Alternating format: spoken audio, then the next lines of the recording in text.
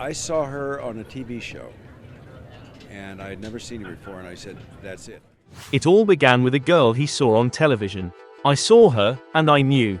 That's it, he said. That girl was Lola Van Wagenen, an environmental activist, a fierce intellect, and Redford's first love.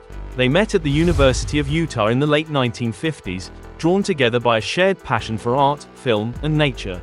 They married in 1958 and would go on to live through both incredible joy and unimaginable heartbreak. Their world crumbled in 1959 with the death of their son, Scott. It was a loss that scarred them both, but it also bound them. Lola was more than a partner. She was the compass behind his calm. She supported his wild dreams, his creative hunger, and later, his mission to protect the environment. In many ways, she shaped the man we know today. But Hollywood isn't kind to love. Redford's rising fame dragged their private world into the harsh, fluorescent glare of the public eye. Paparazzi camped outside their home. Scripts piled up. Lola, once his creative compass, found herself navigating a life she never asked for, a life where her husband's face was on every magazine cover, but his presence at home grew increasingly rare. Their love had once been quiet and wild, like the Utah landscapes they adored. They would hike for hours without speaking, just being. He once said Lola reminded him of the mountains, unmoved by the noise of the world, but full of silent strength. She grounded him, she challenged him. When his star began to rise, she was the one who reminded him what mattered. Not awards, not headlines, but truth, integrity, family. Still, the machine of Hollywood never slows. Redford was filming across continents, caught in the whirlwind of premieres and politics. And Lola, she kept the family together, raised their children, and threw herself into environmental activism, turning grief into purpose. When their son Scott died in 1959, just 2 months old, it devastated them. Redford later admitted that a part of him shut down that year, retreating into work, into roles that let him grieve without showing it. Lola, meanwhile, leaned into life, planting trees, fighting for the planet, refusing to let sorrow define her. By 1985, after 27 years of marriage, they made the most painful yet clear-eyed decision, to part. It wasn't scandal. It wasn't betrayal. It was exhaustion, the slow undoing that happens when two people grow in different directions but still look back with love. And yet, Redford never truly let go. In interviews decades later, his voice would catch when her name was mentioned. He would smile softly, eyes distant. Friends say he still keeps a photo of her in a private drawer. He called her, the love that taught me everything. To the world, he was the Sundance Kid. But to Redford himself, he was just a man who once loved a woman named Lola, and never stopped. From the moment Redford stepped onto a Broadway stage, something clicked. Tall, blonde, sharp-witted, he was impossible to ignore. His first major break came in Barefoot in the Park, where his charisma glowed opposite Jane Fonda. But Redford wasn't satisfied playing the charming leading man forever. He turned down roles in The Graduate and Who's Afraid of Virginia Woolf, fearing he'd be boxed in as the golden-haired heartthrob. Redford didn't want fame without substance. He wanted to build something lasting, something real. I didn't want to be a pretty boy who got lucky, he once said. I wanted to disappear into the work. Then came Butch Cassidy and the Sundance Kid. Paired with Paul Newman, the film became lightning in a bottle, charming, rebellious, unexpectedly poignant. Redford's portrayal of Sundance wasn't just cool. It was complex, wounded, quietly mythic. The film redefined the Western and redefined Redford. Practically overnight, he became a cultural icon, one part cowboy, one part philosopher, all American yet quietly subversive. Hollywood came running. He followed Butch Cassidy with The Sting, reuniting with Newman in what many consider one of the greatest caper films of all time. The chemistry was effortless, the storytelling electric. Audiences didn't just watch Redford, they believed in him. And the momentum didn't stop. Jeremiah Johnson revealed a grizzled, introspective frontiersman retreating from society, eerily mirroring Redford's own discomfort with fame. The Way We Were opposite Barbra Streisand showed he could play romantic leads without sacrificing depth or dignity. The candidate delivered biting political commentary that feels shockingly relevant even today.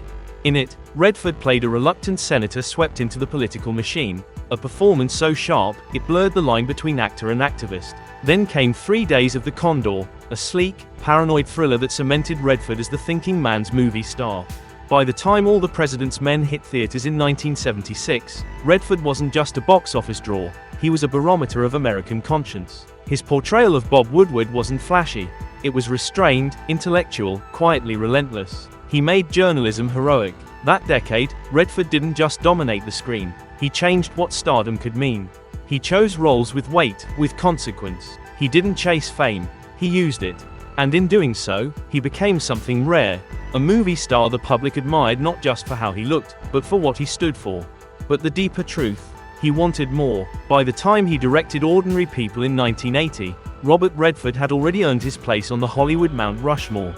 But this film changed everything.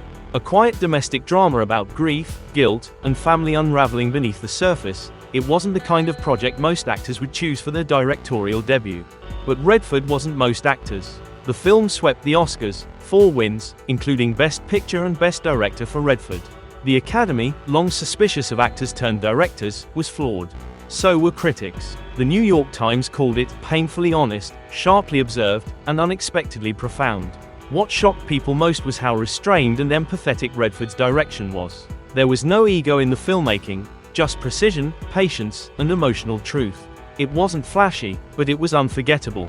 Suddenly, Redford wasn't just shaping his own characters, he was guiding others into their most vulnerable performances. Mary Tyler Moore gave the performance of her career, completely upending her sunny TV persona. Donald Sutherland, Judd Hirsch, and Timothy Hutton, who won Best Supporting Actor, all credited Redford with helping them reach depths they hadn't known they had. But while the results were serene, the process was anything but. Redford, behind the camera, was exacting, demanding, almost obsessive. He abhorred improvisation. He rehearsed scenes to the point of muscle memory. He once spent hours reshooting a single dinner table glance because the eye contact didn't feel lived in enough. He needed everything to feel organic, but he also wanted control over every beat, said one crew member. Redford, who had long hated chaos on set, brought that same expectation into his directorial world. There was no room for outbursts, improvisational, genius, or on-the-fly brilliance. If a performer tried to rewrite a line or ad-lib emotion, Redford would shut it down with a glance. His disdain for creative unpredictability became more pronounced in the years that followed. For Redford, filmmaking was architecture, not jazz. "I'm not interested in spontaneous combustion," he once said. "I'm interested in structure that lets truth shine through." It was a philosophy that would shape, and sometimes shatter, his future collaborations. Gene Hackman was one. They starred in Downhill Racer, but their approaches were oil and water. Hackman was brute force. Redford was nuance. During one explosive standoff over lighting, Hackman locked himself in his trailer. Redford marched over, opened the door, and said, "This isn't your movie, Gene. It's a team effort. Show up or step aside." Hackman showed up, but they never spoke again. Redford would later veto Hackman's name from future casting lists with one brutal phrase, "Brilliant actor. Impossible human." James Woods was another story entirely. They never even made a full film together. During one audition, Woods derailed a scene to lecture Redford on Cold War policy. Redford stood up, closed the script, and left. "If I wanted a debate," he said, "I'd go back to college." From that day on, Woods' name appeared on Redford's personal blacklist with 2 words: never. Ever. Dustin Hoffman might surprise you. All the President's Men made history, but the backstage tension was silent and thick. Hoffman improvised, shifted blocking, changed tone on the fly. Redford, a craftsman of control, was livid. 7 takes of one scene, each different, left Redford seething. They never worked together again. "Once was enough," he later said. Tom Cruise was the breaking point. Lions for Lambs was supposed to be a powerful return to form for Robert Redford. A serious political drama that addressed the cost of war, the failures of media, and the moral responsibilities of leadership. Redford was directing and starring. He envisioned something stripped down and urgent. A conversation piece. A film that mattered. Enter Tom Cruise. On paper, it seemed like a brilliant pairing. Redford, the elder statesman of Hollywood integrity, Cruise, the global superstar looking to pivot into more meaningful roles. But from the first production meeting, it was clear. They were speaking 2 different languages. Cruise arrived with a team. Stylists, publicists, branding consultants. Redford showed up with a pencil and a script. Cruise talked about market optics and demographic positioning. Redford wanted to discuss tone, stillness, and the moral tension of each scene. Rehearsals were a nightmare. Cruise reportedly requested a stylist be present during blocking sessions, because his physical silhouette, he said, needed to project control. Redford, stunned, said later, "I wanted the character to feel conflicted, exposed. He wanted to look like a statue." On set, Cruise would halt scenes to adjust lighting, question framing, and push for dialogue rewrites that popped more. Redford, a man who built his directorial reputation on restraint and emotional nuance, watched his vision slip out of his hands. "Are we making a film?" he once asked Cruise in frustration, "or shooting a campaign ad?" The creative collision came to a head in the editing room. Redford fought to preserve the film's sobering message. Cruise, also a producer, pushed for tighter cuts of his scenes, reframed shots, and, according to insiders, even attempted to reshape the film's pacing to favor his own performance. Eventually, studio pressure sided with Cruise. The final product was a tonal tug of war. Critics called it stiff, unfocused, and overly didactic. Box office numbers were underwhelming. Redford skipped most of the press. "One of the most frustrating projects of my life," he admitted later. He never worked with Cruise again. Never called. Never commented. Because for Redford, the greatest sin in storytelling isn't failure.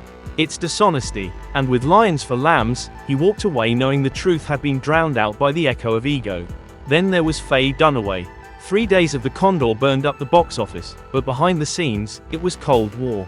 Redford called her a storm in heels. Perfectionist. Demanding. Distrustful. Their scenes sizzled on screen, but that tension wasn't acting. And Robert Duvall, they clashed on the natural. Redford wanted orchestration. Duvall wanted jazz. Redford finally snapped during one scene, shouting, "It's not your movie."